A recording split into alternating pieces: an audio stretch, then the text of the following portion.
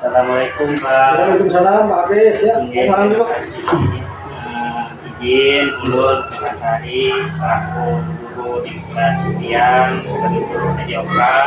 Di sini ulun ditugaskan sebagai calon guru penggerak untuk melaksanakan wawancara di berkaitan dengan ilmu etika yang berada di modul 3.1 Pak. Mungkin ada beberapa pertanyaan nanti dalam sesi wawancara ini yang ingin saya tanyakan kepada Bapak yang terbentuk dari pengalaman-pengalaman Bapak di sekolah sebagai pemimpin sekolah ini Pak.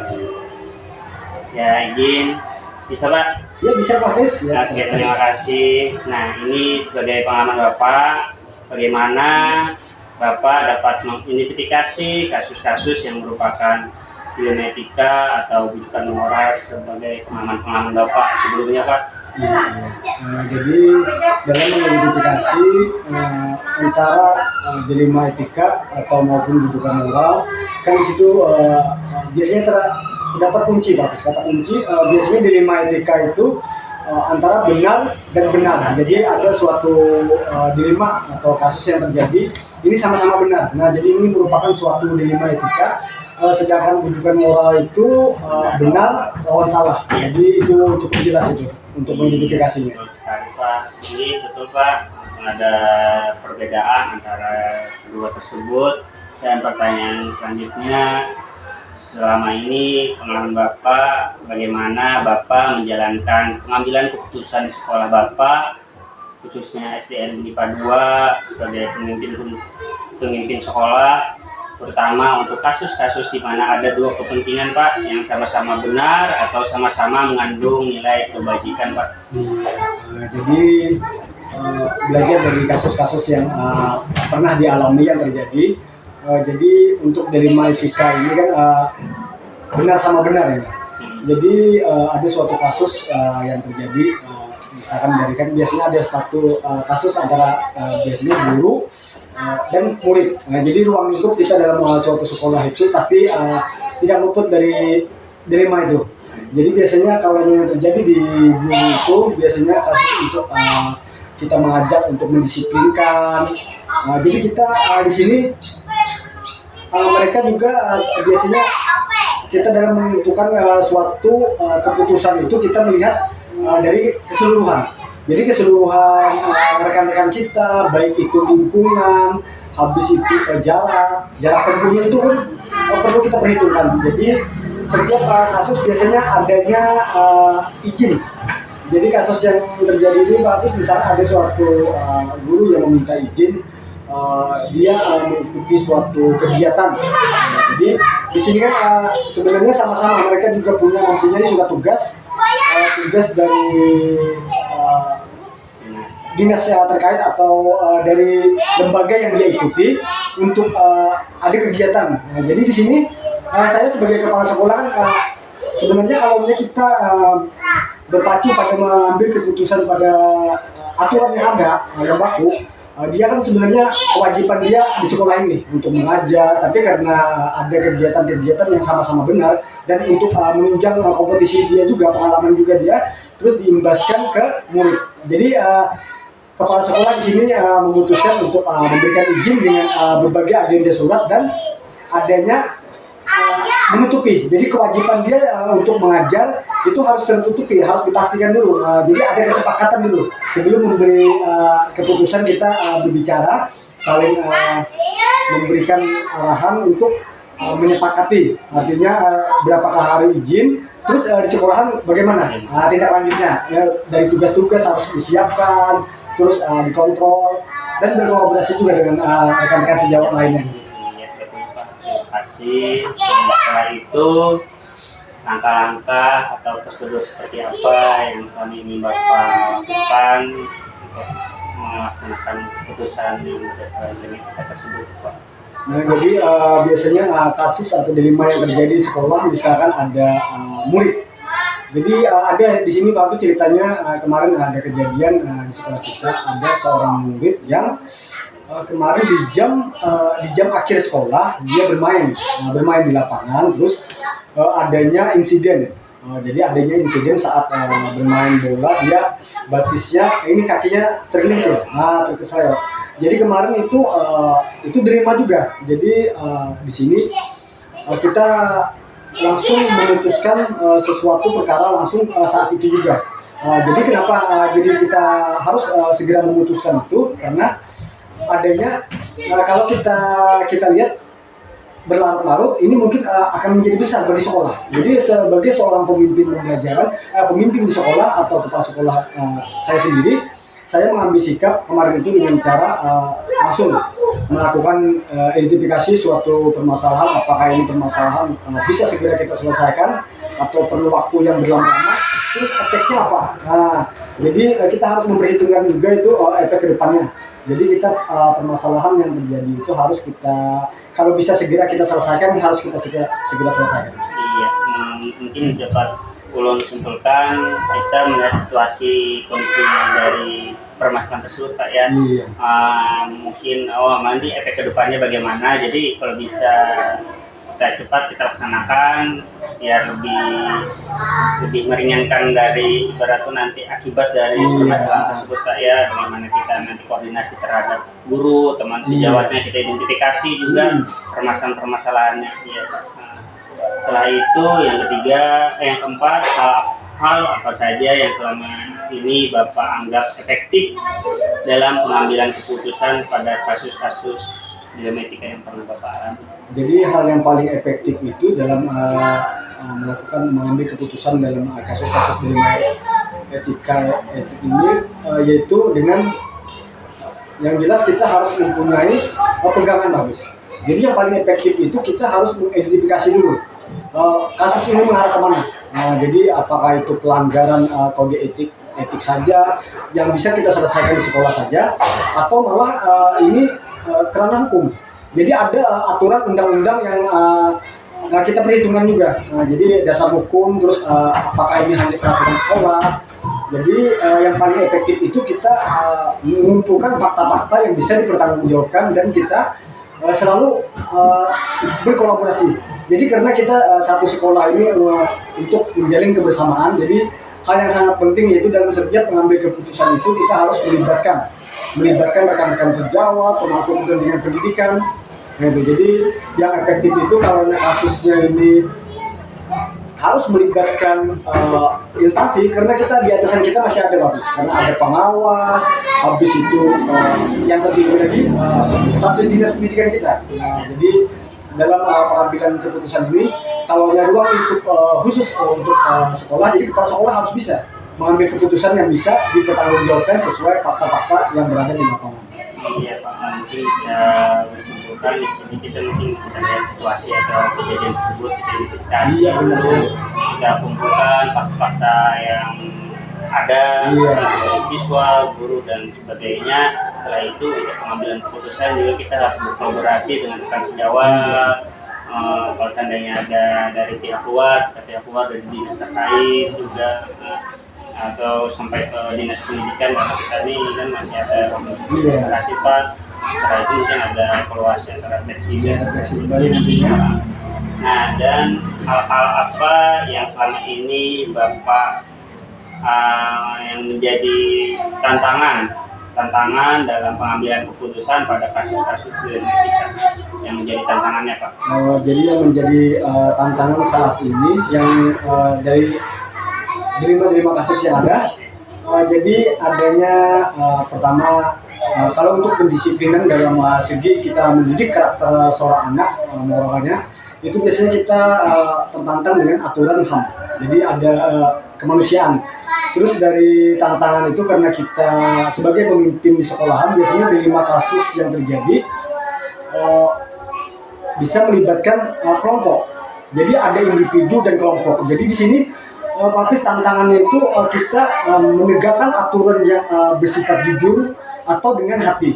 Jadi tantangannya itu di saat kita menghadapi kasus dilema yang seharusnya ini kita tahu bahwa aturan ini sebenarnya tidak begini, tapi karena ada kita kesepakatan dengan mungkin antara kelompok, baik itu K3S atau pengawas, yang kita tidak bisa memutuskan untuk berkata sesuai dengan aturan yang ada. Jadi kita berdasarkan dengan hasil kesepakatan. Jadi kita di sini uh, lebih membijaksanai. Jadi agar efek apa ya hasil keputusan yang kita buat ini bisa nantinya tidak menimbulkan dilema-dilema baru lagi untuk keluarnya nanti. Nah, jadi kita lebih bermain di perasaan moral kita sebagian jadi dalam menentukan keputusan yang berarti. Iya, mungkin dari sikapnya tadi bagaimana penerapannya kita berhalang dari HAM-nya itu Pak ya. Iya.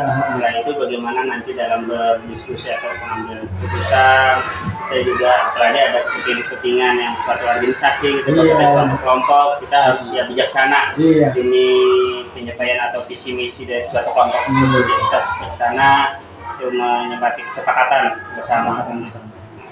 Setelah itu yang keenam mungkin apakah Bapak memiliki sebuah tata cara atau jadwal tertentu dalam sebuah penyelesaian kasus di Medika?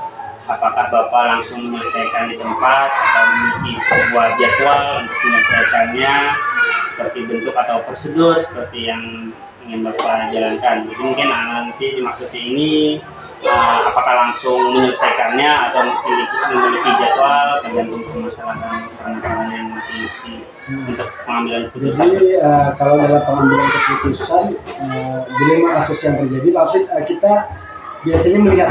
Jadi menurut pengalaman yang terjadi di sekolah kita, saya sebagai pemimpin di sini, kita melihat dulu kasus ini kategorinya apa. Jadi kalau bisa kita selesaikan dengan cepat, dilema-dilema yang terjadi itu harus kita selesaikan segera.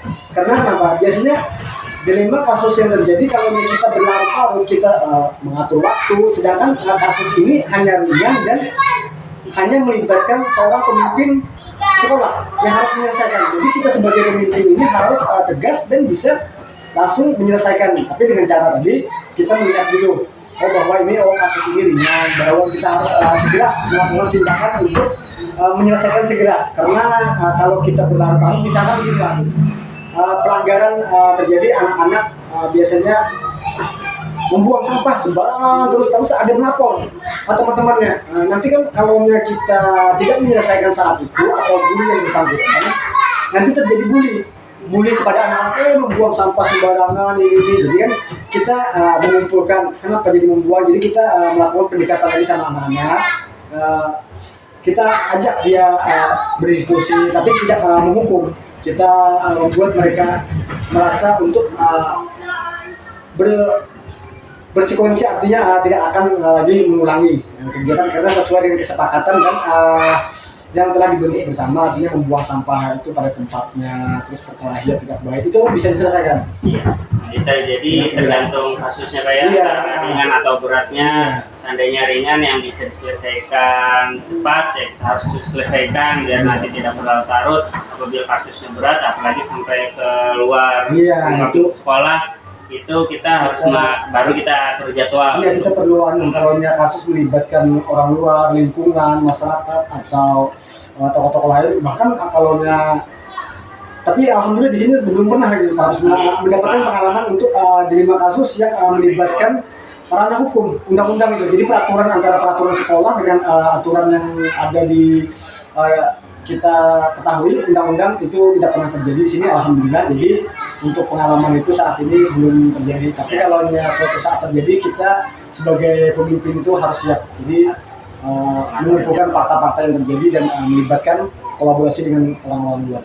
Iya Pak, setelah itu mungkin adakah seseorang atau faktor-faktor apa yang selama ini yang mempermudah atau membantu Bapak dalam pengambilan keputusan dalam kasus-kasus kita seperti misalkan rekan sejawat atau seperti apa Pak?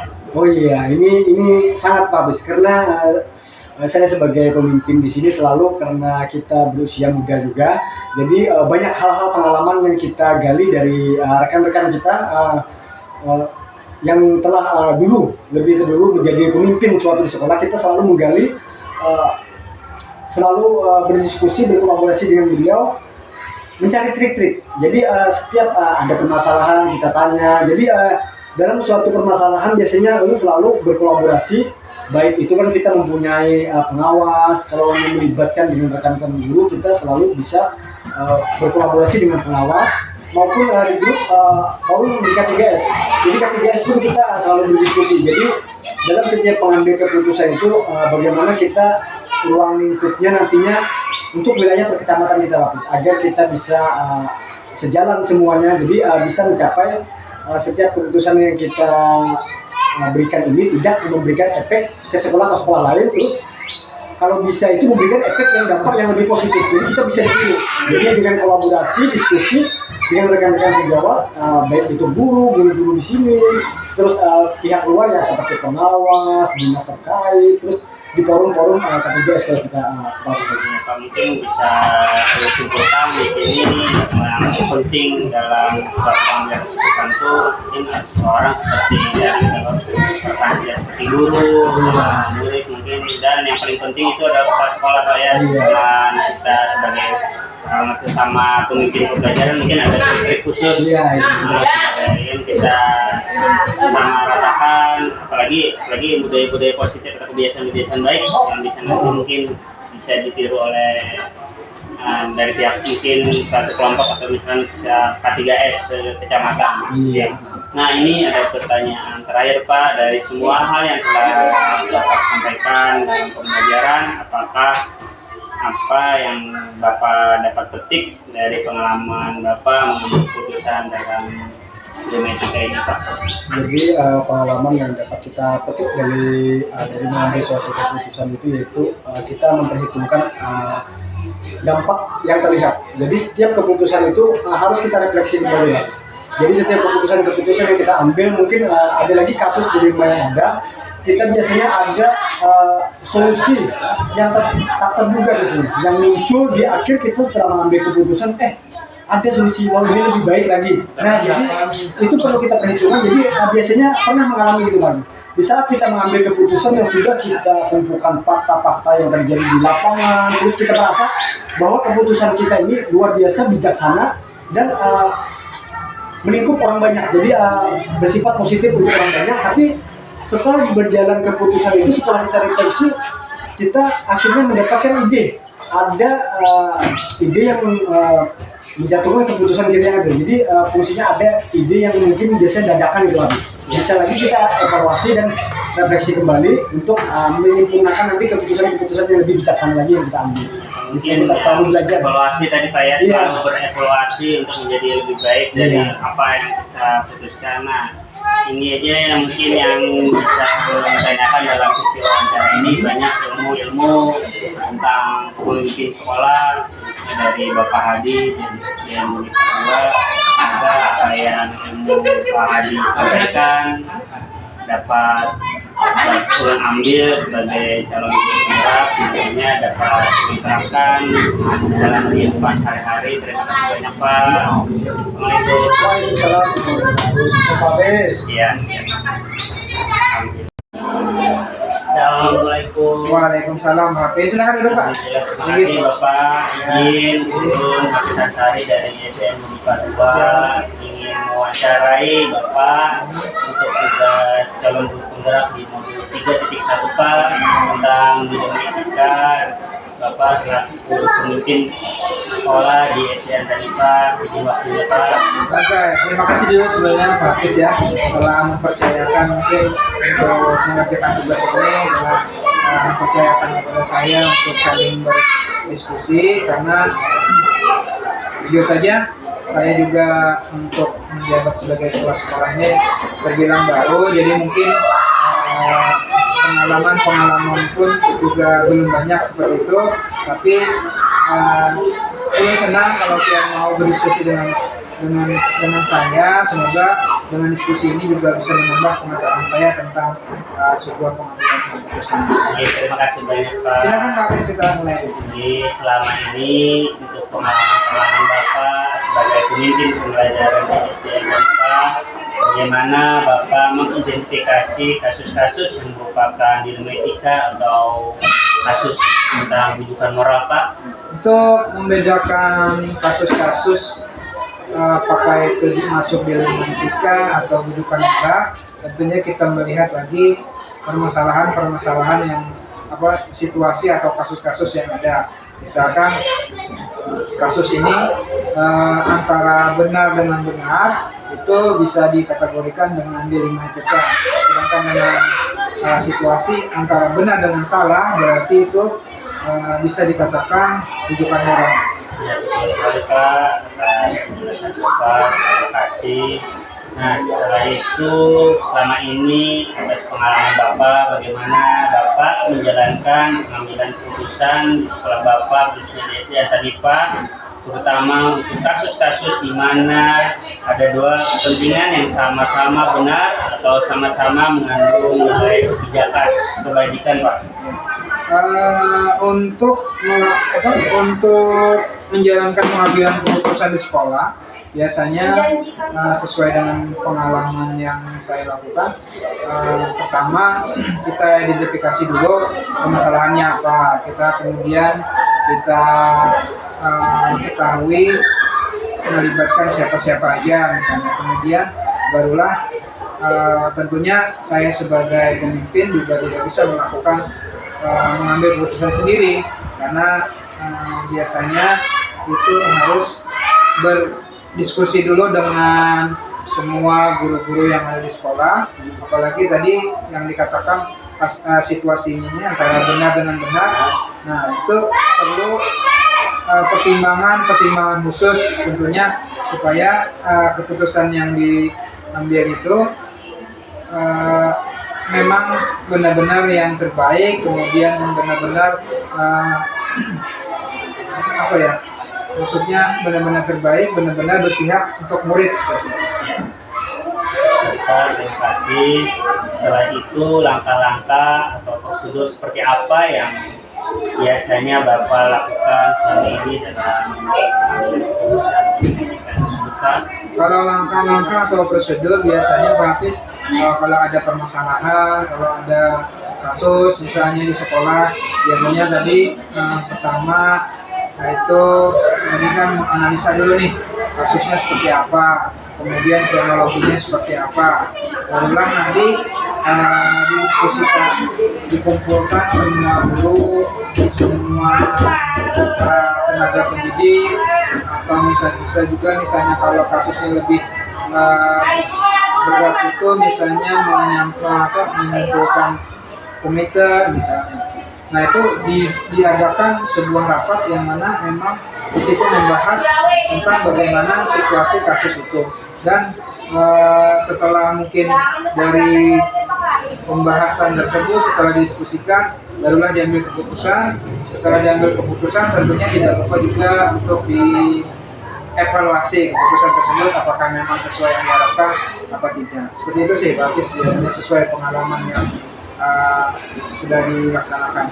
Ya Pak, jadi dapat belum simpulkan bagaimana langkah-langkahnya seperti ya dari kejadiannya itu, setelah itu mengumpulkan fakta, setelah itu berdiskusi dengan guru, komite, bahkan sampai yang masyarakat sekitar tergantung situasi masalah tersebut. Setelah itu kita mengambil keputusan dan terakhir bisa melakukan atau mengevaluasi. Terima kasih. Selanjutnya, hal-hal apa yang saat ini Bapak anggap efektif dalam pengambilan keputusan pada kasus-kasus yang masuk dalam nilai etika, Pak? Menurut saya yang dianggap efektif itu dalam pengambilan keputusan tadi, kalau di 5 etikanya tentunya kita ini Pak, harus bekerja sama atau harus mendiskusikan dengan rekan-rekan sejawat di sekolah. Karena kalau kita memutuskan sendiri, tentunya tanpa mendapat masukan, mendapat saran dari orang lain, tentunya nanti keputusan itu bisa saja salah. Tapi kalau kita mendengarkan atau kita diskusikan dulu dengan kawan-kawan, kemudian kita mendengar pendapat kawan-kawan, mendengar saran kawan-kawan, nah dari situ kita bisa mendapatkan nanti jalan titik temu yang mana keputusan yang kita ambil ini tentunya bisa kita pertanggungjawabkan secara bersama-sama juga. Seperti itu Pak. Ya, jadi kita melakukan itu diskusi dengan rekan sejawat agar dia bisa jadi keputusan yang sama-sama untuk berpihak kepada orang yang banyak Pak ya. Setelah itu hal-hal apa saja yang selama ini merupakan tantangan dalam pengambilan keputusan pada kasus-kasus etika yang Bapak alami Pak? Tentunya Tantangan. ya, tantangan itu tentunya pastinya ada ya, karena semua keputusan yang kita ambil meskipun dengan secara musyawarah, secara bersama-sama, pasti tetap tidak bisa diterima oleh semua pihak. Pasti ada saja yang tidak bisa.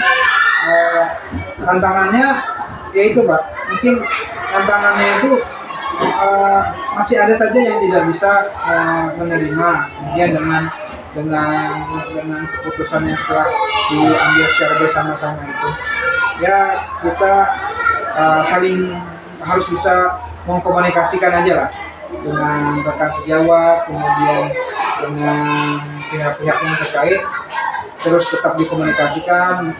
Kita jelaskan kembali kalau ada muncul pertanyaan yang mungkin munculnya di belakangan tentang keputusan yang diambil itu, sehingga nanti tidak ada persangka-persangka yang persangka-persangka yang muncul, persangka-persangka yang tidak baik berdasarkan hasil keputusan yang telah ditetapkan itu tadi Pak.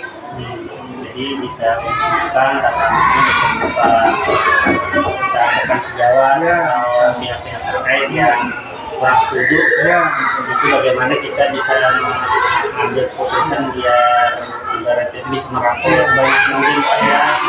Dan tantangannya itu bagaimana bagi yang tidak setuju Pak ya, kayak Pak. Setelah itu apakah Bapak memiliki sebuah tata atau jadwal tertentu dalam sebuah penyelesaian kasus di dalam etika? Apakah Bapak langsung menyelesaikan di tempat atau memiliki sebuah jadwal untuk menyelesaikannya, atau bisa bentuk atau prosedur seperti apa yang bisa Bapak jalankan? Kalau jadwal tertentu secara terstruktur sih tidak ada Pak, tidak ada jadwal tertentu, hanya saja mungkin menyesuaikan kondisi saja. Misalkan permasalahan itu memang bisa diselesaikan di tempat secara langsung, itu kita tidak perlu secara terjadwal. Namun misalkan permasalahan itu memang harus melibatkan dengan pihak-pihak yang lebih luas, maka mungkin bisa itu dijadwalkan, mungkin ada pertemuan dengan pihak-pihak yang terkait. Jadi secara khusus sih tidak ada jadwal, namun bisa tergantung situasi dan kondisi permasalahan tersebut lah. Permasalahan itu ringan saja dan mudah-mudah saja, maka bisa diselesaikan secara langsung. Namun kalau memang itu tidak bisa diselesaikan secara langsung, harus melibatkan beberapa pihak, maka itu mungkin nanti diadakan sebuah pertemuan untuk membahas permasalahan tersebut. Itu sudah bisa saya simpulkan, bisa dalam penyelesaiannya bisa secepatnya, tergantung ringan atau beratnya suatu permasalahan itu kayak tergantung kondisinya. Apabila ringan saja bisa atau tidak melibatkan pihak luar, putusan tersebut ya bisa langsung ditanggapi, langsung diselesaikan. Kalau seandainya ada pihak luar, kita posisikan juga, bagi kita janjikan terhadap pihak luar untuk menyelesaikannya. Jadi kita jadwalkan Pak ya. Siap.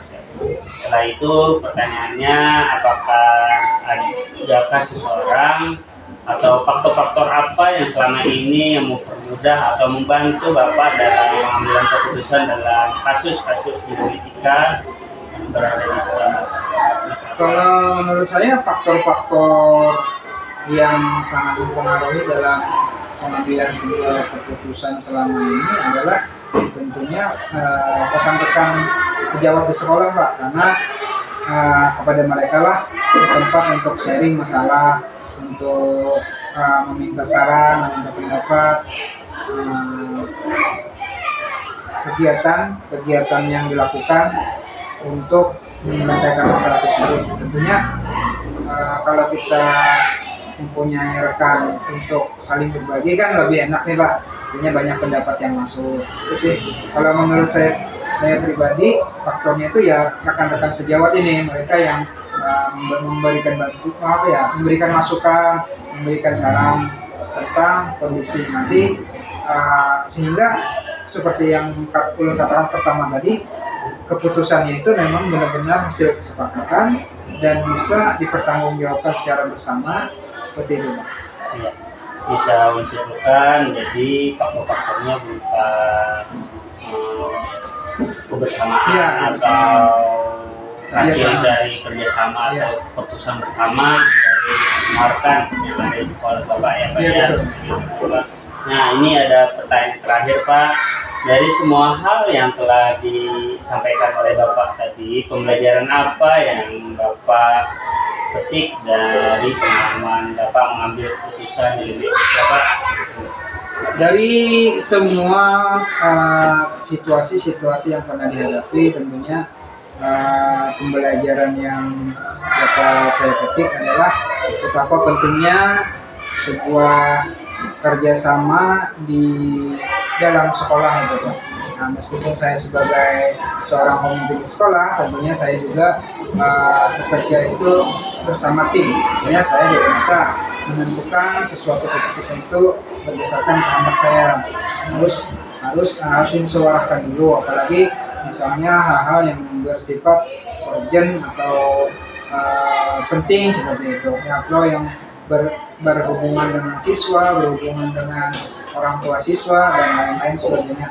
Itu sih Pak, artinya kerjasama di sekolah itu harus antara guru, kepala sekolah dan komite sekolah itu adalah sebuah satu tim. Nah, yang mana tim ini jika bisa bersinergi secara bagus, insya Allah keputusan yang diambil dalam lingkungan sekolah itu insya Allah semuanya bisa dijalankan dengan baik, bisa berjalan dengan baik dan bisa dipertanggungjawabkan secara bersama-sama. Itu sih. Oke, cukup Pak pertanyaan dari Ulun. Alhamdulillah banyak pengalaman-pengalaman atau ilmu-ilmu yang sangat penting bagi saya Pak, dari pengalaman-pengalaman Bapak yang mengutarakan bagaimana cara mengelola atau cara pengambilan keputusan dalam ruang lingkup sebagai pemimpin sekolah Pak. Semoga nantinya Ulun bisa atau dapat menerapkan apa yang bisa atau dari pengalaman Bapak. Terima kasih Pak atas sesi wawancara pada kali ini. Iya, sama-sama Pak Hafiz. Saya juga terima kasih telah mau mengajak saya untuk berdiskusi tentang hal ini, sehingga ini juga menambah pengetahuan. Dan mohon maaf nih kalau jawaban-jawaban yang diberikan ini mungkin masih kurang greget mungkin ya, karena mungkin kita sama-sama masih tahap belajar. Ini terima kasih Pak Hafiz. Terima kasih Pak. Terima kasih. Mari. Salam.